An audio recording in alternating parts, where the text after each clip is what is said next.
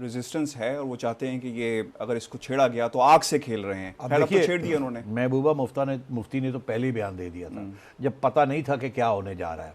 उस शक था कि ये तब्दीलियां कुछ लगे हैं, जिसके साथ कश्मीर का स्टेटस जो है, स्पेशल स्टेटस जो है इंडियन आइन के अंदर, वो ख़त्म हो जाएगा। और स्टेटस का ताल्लुक पाकिस्तान के साथ भी है, सिर्फ इंडिया के साथ नहीं है, पाकिस्तान के साथ भी है, यूनाइटेड नेशंस के साथ है, सिमिलर एग्रीमेंट के साथ है। अच्छा, अब आइए आप कि वो कह रहे थे कि अगर ऐसे हुआ तो कश्मीर जो है वो एक्सप्लोड कर जाएगा। ठीक, ये महबूबा मुफ्ती और उमर अब्दुल्ला, ये वो सियासी जमातों के लीडर्स हैं जो कि हमेशा टिल्टेड रहे हैं टुवर्ड्स न्यू दिल्ली। ये रेजिस्टेंस जो कश्मीर में हुई है उसका हिस्सा नहीं रहे हैं, जो आर्म रेजिस्टेंस हुई है, जिसकी जो लीडरशिप है वो हुर्रियत कॉन्फ्रेंस ने और जमात इस्लामी ने वहाँ ली है। अब ये वो लोग थे जो प्रो इंडिया टिल्टेड थे, जो चाहते थे कि इंडिया के साथ हमारा रिश्ता रहे। ये लोगों ने ये कहना शुरू कर दिया है कि क्योंकि अब इनकी लाइन पिट जाएगी ना वहाँ कश्मीर के अंदर, तो कश्मीर के अंदर जो एक्सट्रीमिस्ट थे, जो कहते थे आज़ादी या पाकिस्तान के साथ ज्वाइन करना है, उनका हाथ बढ़ जाए। वो कहते थे हम तो हमेशा कहते थे कि हिंदुस्तान ये करेगा और बीजेपी ये करेगी, और आप लोग जो थे, आप लोग टाउट बने हुए थे उनके, जो अब्दुल्ला, शेख अब्दुल्ला और की जो औलाद है वो, और इधर महबूबा मुफ्ती और उनके वालिद मुफ्ती साहब, पीडीपी जो है। तो अब इनकी पोजीशन बड़ी कमज़ोर हो गई है, क्योंकि वहाँ जो हार्ड लाइनर्स हैं वो कहेंगे हम तो हमेशा यही कहते थे कि यही हमारे साथ होगा, और आप थे जो लारी लपा हमें दे रहे थे और न्यू दिल्ली के साथ फ्लर्टेशन कर रहे थे और शेयर कर रहे थे पावर। और यहाँ तक कि अभी जो वहाँ की हुकूमत है वो उसके अंदर BJP is partner in that हुकूमत इन कश्मीर। तो ये वो लोग हैं, इनकी लाइन तो बिल्कुल पिट गई ना।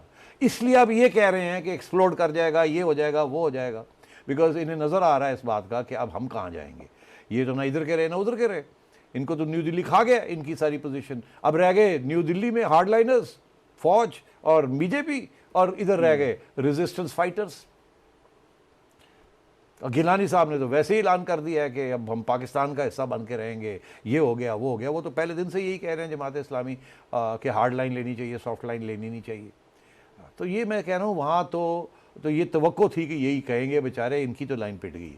अब आइए कांग्रेस तो जाहिर है ये समझेगी कि ये, और वो तो बीजेपी को तनकीद करेगी, क्योंकि वो कहेगी कि यार ये तो आपने आइन को इस तरीके से धज्जियाँ उड़ा दी आपने। और मेरा ख्याल है क्योंकि जाहिर है कि वो चाहेंगे कि कश्मीरियों की सिंपथीज इस वक्त लें, और इंडिया के अंदर बहुत से एंटी बीजेपी जो लोग हैं, जाहिर है वो भी रेजिस्ट करेंगे कि ये आपने जो काम कर दिया है इसके साथ तो बहुत से कॉम्प्लिकेशंस हो सकती हैं, मगर बीजेपी ने ये कर दिया। तो अब सवाल यही बनेगा कि क्या ऑपोजिशन की वहाँ और जो कश्मीर में है या जो कांग्रेस की है, क्या वहाँ कोई रेजिस्टेंस पैदा होगी या नहीं। और दूसरा सवाल ये बनेगा कि क्या लीगल चैलेंज इसको हो सकता है या नहीं हो सकता। सुप्रीम कोर्ट इसे अंडू कर सकती है? देखिए, इन थियरी तो सुप्रीम कोर्ट अंडू कर सकती है मगर अगर आप तारीख देख लें कि सुप्रीम कोर्ट इंडिया में क्या सेंक्शंस करता है, अभी भी 2-3 पिटिशंस वहाँ सुप्रीम कोर्ट में पड़ी हैं कि ये आर्टिकल 35A जो है, 4 पिटिशन 4 पड़ी है, yes. इसको ख़त्म किया जाए। तो मतलब बीजेपी के सपोर्टरों ने ये की हुई, और सुप्रीम कोर्ट लारी लपा इधर उधर चल रहा है, वो सुन नहीं रहा है, ना हाँ कर रहा है ना कर रहा है। उन्हें पता था बड़ा एक्सप्लोसिव इशू है, तो इसके ऊपर वो सुप्रीम कोर्ट फोकस नहीं कर रहा था। अब तो वो तो बहुत आगे चले गए ना, बीजेपी ने कहा अच्छा ऐसी तैसी हमने कर ही के दिखा देते हैं, अब छोड़े सुप्रीम कोर्ट से क्या पूछना। 370 को अटैक कर दिया ना, 335A को अटैक करते तो फिर 370 के तहत देखना पड़ता कि कर सकते हैं कि नहीं कर सकते। मगर अगर 370 को उड़ा देंगे ये, तो फिर 35A तो ना इधर का रहा ना उधर का रहा। तो अब तो जाहिर है ये सुप्रीम कोर्ट में जाएगा। मगर मैं सिर्फ ये कह दूं, वहाँ का सुप्रीम कोर्ट पाकिस्तान का सुप्रीम कोर्ट नहीं है। पाकिस्तान के सुप्रीम कोर्ट ने कभी कभी ऐसी पोजीशन भी ली है कि वो पार्लियामेंट के जो अमेंडमेंट्स होते हैं या कानून होते हैं उनको उड़ा देते हैं। इंडिया के अंदर बड़ी रेयरली ऐसी बात होती है, जब पार्लियामेंट कुछ चीज़ पास करती है तो इंडियन सुप्रीम कोर्ट इतना केयरलेस नहीं होता या इतना वो धंधनाता नहीं है कि हम पार्लियामेंट से भी ऊपर हैं। यहाँ पार्लियामेंट से भी ऊपर सुप्रीम कोर्ट अपने आप को कभी कभी समझने लगा under certain chief justice.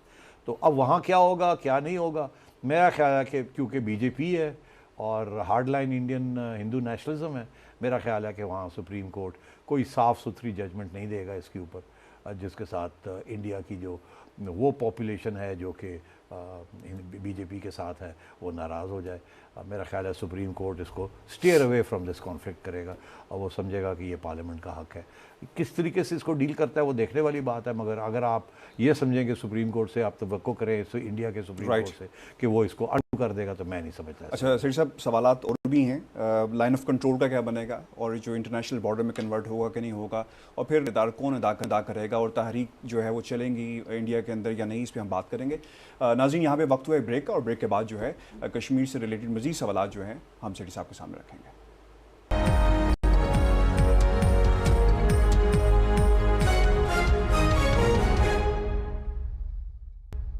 Welcome back. सेठ साहब, अब हम पाकिस्तान की तरफ आ जाते हैं।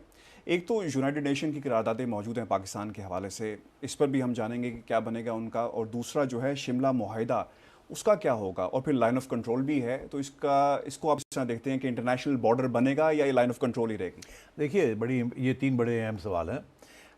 UN रेजोल्यूशंस हैं, वो ये कहती हैं, जिसमें इंडिया और पाकिस्तान दोनों सिग्नेटरीज हैं, और वो आज तक करार कर मतलब दे एग्जिस्ट। वो और बात है कि उसके ऊपर एक्शन नहीं हुआ, मगर they are still valid UN resolutions. वो ये कहते हैं कि जी फाइनल सेटलमेंट इंडिया और पाकिस्तान कश्मीर की करेंगे, प्लेबिसिट करेंगे।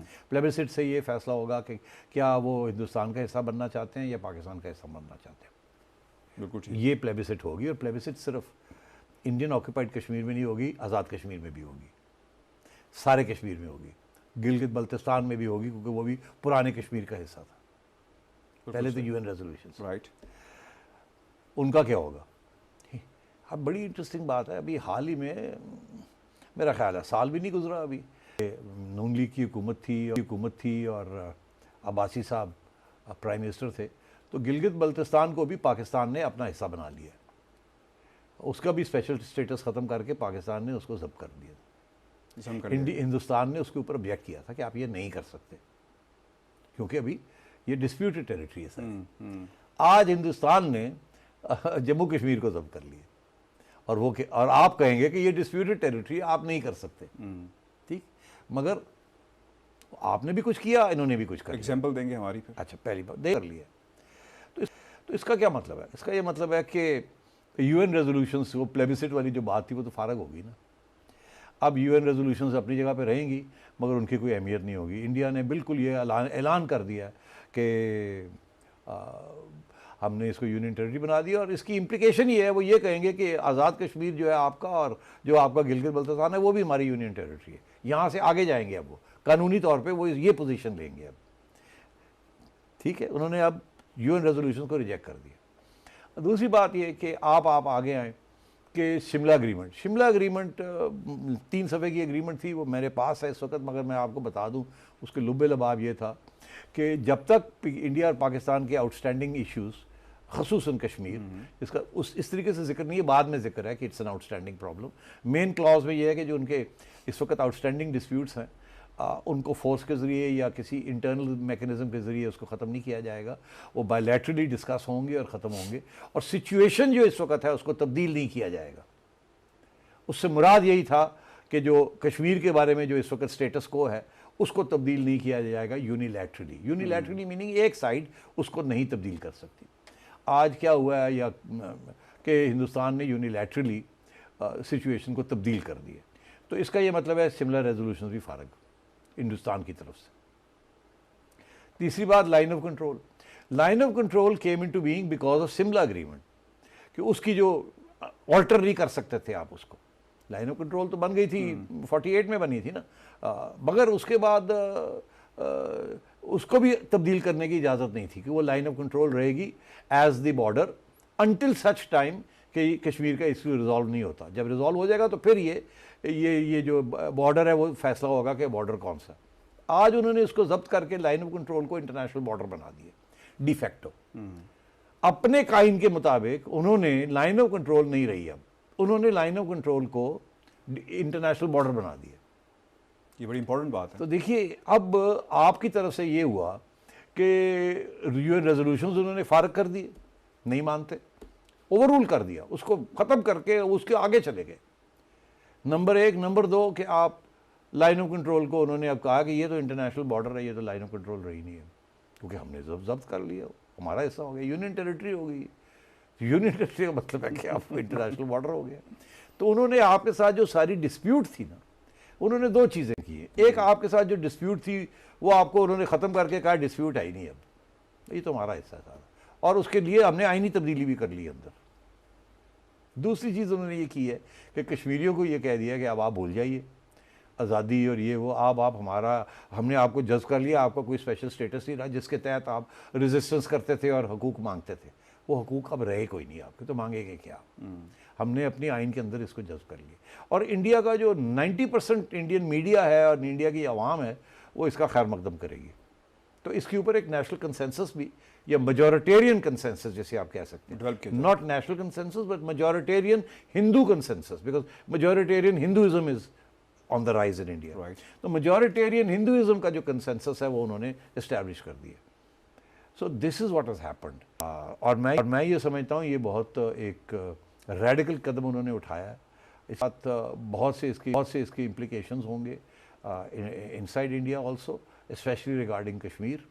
वहाँ अब क्या होगा क्या नहीं होगा, कॉन्स्टिट्यूशनल स्ट्रगल जो है उसका क्या हैसियत होगी, रेजिस्टेंस की क्या हैसियत होगी, और इसी तरीके के साथ पाकिस्तान के साथ जो तल्लुकात हैं और पाकिस्तान की पोजीशन क्या होगी और क्या नहीं होगी, वो अब ये सारे बातें अब आगे चलेंगी। सर साहब ये भी ज़रूर बयान करें, अक़वाम मुत्तहिदा जो है नोटिस लेगा इस सिचुएशन का, और ये भी ऐड कर दें क्या कश्मीर में कोई तहरीक चलेगी, शहादतें होंगी, फिर वो फंडिंग की बात आ जाती है, फिर लोग यहाँ से जाएंगे और वहाँ पे जो है वो जहाद करेंगे? देखिए ये बहुत अहम सवाल है क्योंकि इसके साथ अब पाकिस्तान का फ्यूचर लिंक्ड है। देखिए पहली बात तो ये है कि यकीनी तौर पे आपने देख ही लिया कि फ़ॉरेन ऑफिस ने, पाकिस्तान के फ़ॉरेन ऑफिस ने, पाकिस्तान की नेशनल सिक्योरिटी काउंसिल ने, पाकिस्तान की हुकूमत की तरफ से जो, और शाह महमूद कुरैशी साहब की तरफ से जो बयान आ रहे हैं, उन्हें अब एहसास हो गया कि अब कुछ करना पड़ेगा। अब क्या करेंगे? देखिए सबसे कम से कम तो ये करेंगे कि वो अब अक़वाम मुत्तहिदा को अप्रोच करेंगे और कहेंगे जी हमारे यहाँ UN रेजोल्यूशंस हैं, इंडिया ने जो काम किया ये इलीगल है और इसके ऊपर सिक्योरिटी काउंसिल जो है हमारा साथ दे। ये होगा, ये हमारी तरफ से ये पेशकदमी होगी। हमने अभी भी लिखा है ना UN को, क्लस्टर बॉम्ब्स इस्तेमाल कर रहे हैं, इसको रोका जाए, ये किया जाए। अच्छा दिलचस्प बात यह है कि क्लस्टर बॉम्ब्स के ऊपर एक अमेरिकन ये है कि क्लस्टर बॉम्ब्स भी जस्टिफाइड होते हैं, सिविलियंस के ऊपर भी इस्तेमाल हो सकते हैं इन अ स्टेट ऑफ वॉर। ये भी एक प्रेसिडेंट है। अब क्लस्टर बॉम्ब्स के ऊपर ज़्यादा से ज़्यादा ये होगा कि वो एक बात आ जाएगी कि क्लस्टर बॉम्ब्स नहीं इस्तेमाल होने चाहिए, हिंदुस्तान की हुकूमत को कोई फ़र्क नहीं पड़ेगा। अगर उन्होंने UN रेजोल्यूशन की धज्जियाँ उड़ा दी हैं तो अगर इधर उधर का एक छोटा मोटा रेजोल्यूशन आ जाता है, ये इंडिया की हुकूमत उसको कोई केयर नहीं करेगी। पहली बात तो ये नंबर 1। तो आपकी बात सुनने के लिए वहाँ कोई कंस्टिट्यूंसी नहीं है, ठीक है जी। शायद कोई 4-5 कुछ कह दे मगर आप बोलेंगे और वो सुनेंगे और इधर से निकाल देंगे। इंडिया के ख़िलाफ़ वहाँ कार्रवाई नहीं होगी। दूसरी बात ये कि UN रेजोल्यूशंस का क्या होगा? कुछ नहीं, वो वैसे के वैसे ही पड़े रहेंगे, आपकी बात कोई नहीं सुनेगा। आप जाके वहाँ धंधनाएंगे, वो आपकी बात सुन के इधर से निकाल देंगे। क्या वो जैसे क्लस्टर बॉम्ब्स के ऊपर वो कोई ख़ास जो भी कहेंगे उसकी कोई अहमियत नहीं होगी? इसी तरीके के साथ किसी सूरत में भी UN जो है इंडिया को धरेगा नहीं और सिक्योरिटी काउंसिल ये नहीं करेगी कि ये नहीं हो सकता, फिलहाल ये गलत है, हम लड़ते हैं, हम ये नहीं होगा। इंडिया की जो सॉवरेंटी है उसके ऊपर यूनाइटेड नेशंस असरअंदाज नहीं होगा, ये मैं आपको बता दूँ। और इस किस्म की वहाँ इंडिया में सिचुएशन है इस वक्त कि majoritarian government, Hindu majoritarian government है जिसका सख्त इंटरनेशनल कम्युनिटी को ज़रूरत है आगे भी, और उनका ट्रेडिंग पार्टनर भी है और भी उनका स्ट्रेटिजिक पार्टनर भी वो इस इलाके में बनने जा रहे हैं। मैं नहीं समझता कि पाकिस्तान को कोई सपोर्ट मिलेगा इंटरनेशनल कम्युनिटी के अंदर, यूनाइटेड नेशंस में भी नहीं मिलेगा और कहीं और भी नहीं मिलेगा। और जाते जाते मैं ये कह दूँ आपको कि अभी हाल ही में इमरान खान साहब गए थे और बड़े धन आ रहे थे, PTI वाले और हुकूमत वाले भी, कि हमने बहुत तीर मारे हैं वहाँ और हमने डोनाल्ड ट्रंप को कहा कि कश्मीर में आप एविएशन करें, और उन्होंने एक दफ़ा नहीं 2 दफ़ा कहा मैं करूँगा अगर दोनों साइड्स एग्री करती हैं। ये इंडिया की नरेंद्र मोदी की गवर्नमेंट ने पहले तो ये कहा था कि हमने डोनाल्ड ट्रंप को कभी नहीं कहा कि वो मीडिएट करें, उनका जो बयान था उसको रिजेक्ट कर दिया था। तो अमेरिका को ये मैसेज दिया है कि you stay out of this. आप हमारे दरमियान मीडिएट करना चाह रहे हैं, हमने तो अपने आइन को अमेंड कर लिया, हमने ठीक कर लिया सारा मसला, you stay out of it. Trump साहब को शट अप कॉल दे दी है, ये सीधी सी बात है। और आपको भी एक किस्म की कॉल दिया, आप कहाँ जा रहे हैं, किसको मिलने जा रहे हैं, कोई फ़ायदा नहीं उसका, हमने जो करना था कर लिया, जो करना करके देख लो। बेसिकली नरेंद्र मोदी हैज़ उड़ा के रख दिया उसने सारे इनिशिएटिव्स को, जो कि अमन के जो इनिशिएटिव्स थे, खा वो पाकिस्तान की तरफ से था, खा वो इंटरनेशनल कम्युनिटी की तरफ से था, बिल्कुल उन्होंने सबको धज्जियाँ उड़ा दी। सर, आपने इमरान खान साहब की बात की तो मुझे याद है वो तो कहते थे का गवर्नमेंट में आना पाकिस्तान और भारत के ताल्लुकात के लिए बहुत अच्छा है, और मुझे याद है तो इसे डिनाई भी किया था इसका बिल्कुल आपने कहा था ऐसा नहीं होगा। जी हाँ, आप सही कह रहे हैं, अच्छा याद आया आपको, क्योंकि खान साहब तो बड़े दंदना रहे थे और बड़े ऑप्टिमिस्टिक थे कि जी India will be, Narendra Modi will be good for India Pakistan relations. तो अब उनसे ये पूछना चाहिए कि जी आपका क्या तज्जिया था? ये तज्जिया था कि ये इंडिया और पाकिस्तान के दरमियान तल्लुकात बेहतर हो जाएंगे, ये आपकी फॉरेन पॉलिसी थी, इसके तहत आप काम कर रहे थे।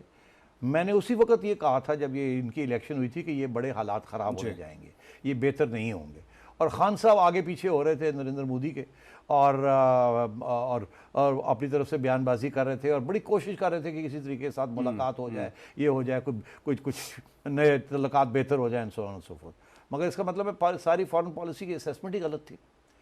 सोचा ही नहीं था कि ये इस तरीके से ये हो सकता है। और हालांकि हम कह रहे थे कि हालात ख़राब होने जा रहे हैं, नरेंद्र मोदी जो है उसका एजेंडे के अंदर क्या क्या आइटम्स हैं, आप छोड़ दें इस चीज़ को।